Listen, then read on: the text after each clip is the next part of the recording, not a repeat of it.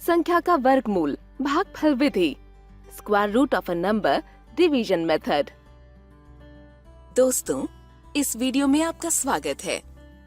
इस वीडियो में हम भागफल विधि यानी डिवीजन मेथड से वर्गमूल ज्ञात करना सीखेंगे।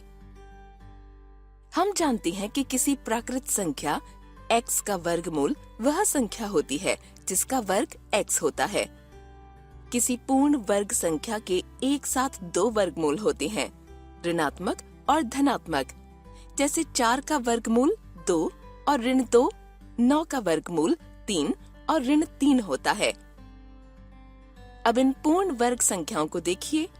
हम इन संख्याओं का वर्गमूल अभाज्य गुणनखंडन विधि या घटाने की संक्रिया विधि के द्वारा ज्ञात कर सकते हैं। यदि हम ऐसी बड़ी पूर्ण वर्ग संख्याओं का वर्गमूल ज्ञात करने के लिए भी इन दोनों विधियों का प्रयोग करेंगे तो यह कठिन होगा और इसमें ज्यादा समय भी लगेगा, लेकिन इसे हम भागफल विधि द्वारा आसानी से हल कर सकते हैं। जैसे संख्या 3481 को लेते हैं और इसका वर्गमूल भागफल विधि से ज्ञात करने का प्रयास करते हैं। इस विधि का उपयोग हम विभिन्न चरणों में करेंगे। सबसे पहले इस तरह रेखाएं खींचेंगे। यहाँ भाज्य आएगा, यहाँ भाजक और यहाँ भागफल। इसके बाद हम दी गई संख्या के इकाई स्थान यूनिट्स प्लेस से शुरू करते हुए बाईं ओर अंकों के प्रत्येक युग्म पर एक एक बार लगाएंगे। हमारे पास यहाँ 4 अंक हैं, इसलिए यहाँ 2 युग्म बनाएंगे और 2 बार ही लगेंगे। जब कुल अंकों की संख्या सम होती है तो हम संख्याओं पर बार ऐसे ही लगाते हैं, लेकिन यदि यहाँ अंकों की संख्या विषम होती, जैसे इस संख्या में कुल अंकों की संख्या 5 है, तो बाईं ओर एक ही अंक पर बार लगेगा, इस तरह। अब हमें एक ऐसी प्राकृत संख्या ज्ञात करनी है जिसका वर्ग सबसे बाएं वाले बार के नीचे वाली संख्या यानी 34 के बराबर या उससे छोटा हो।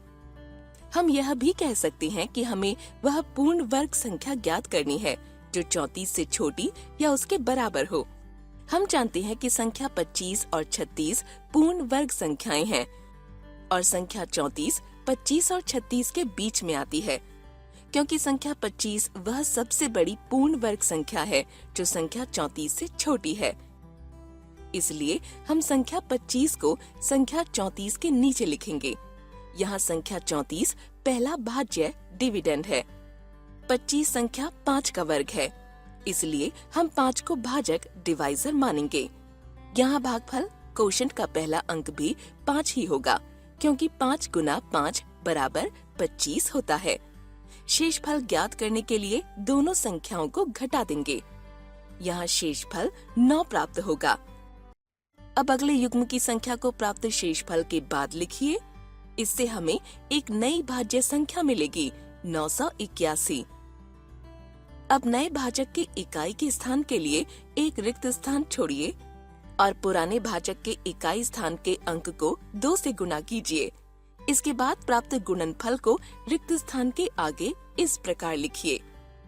इस रिक्त स्थान को भरने के लिए हम वह सबसे बड़ा अंक ढूंढेंगे जो भागफल का नया अंक होगा और नए भाजक को भागफल के इस नए अंक से गुणा करने पर गुणनफल भाज्य से कम या बराबर प्राप्त हो। अब विभिन्न संख्याओं को रखकर इस संख्या को ढूंढिए। हमें मिला 109 गुना 9 बराबर 981, जो नए भाज्य संख्या के बराबर है।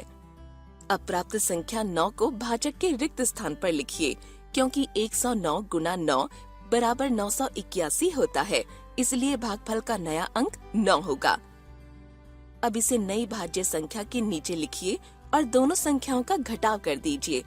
यहाँ हमें शेषफल 0 प्राप्त हो रहा है, क्योंकि यहाँ शेषफल 0 है और दी गई संख्या में कोई अंक शेष नहीं बचा है, इसलिए यह संख्या एक पूर्ण वर्ग संख्या है और यहाँ जो संख्या भागफल के स्थान पर है वह इस संख्या का वर्गमूल है। इस प्रकार हमें संख्या 3481 का वर्गमूल मिला 59, जिसे हम इस प्रकार लिखेंगे।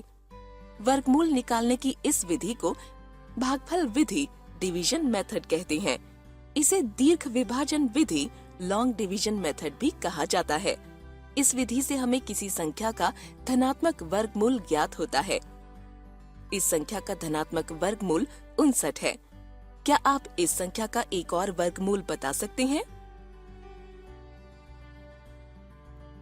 यह होगा ऋण 59, क्योंकि ऋण 59 का वर्ग भी 3481 होता है।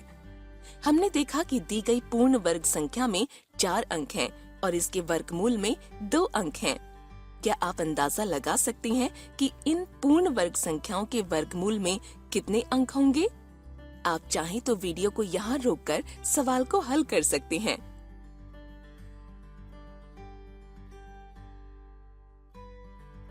अगर हमारे पास n अंकों का एक पूर्ण वर्ग है और n एक सम संख्या है, तो इसके वर्गमूल में n/2 अंक होंगे, और अगर n विषम संख्या है तो इसके वर्गमूल में n/1/2 अंक होंगे। जैसे इन संख्याओं को देखिए। यहाँ अगर आप ध्यान से देखें तो आप पाएंगे कि पूर्ण वर्ग संख्या के वर्गमूल में अंकों की संख्या उसके अंकों पर लगे बार की कुल संख्या के बराबर है। इस वीडियो में हमने भागफल विधि से वर्गमूल ज्ञात करना सीखा और पूर्ण वर्ग संख्या के वर्गमूल में अंकों की संख्या का अनुमान लगाना सीखा। अगली वीडियो में हम इससे जुड़े कुछ उदाहरण देखेंगे। धन्यवाद।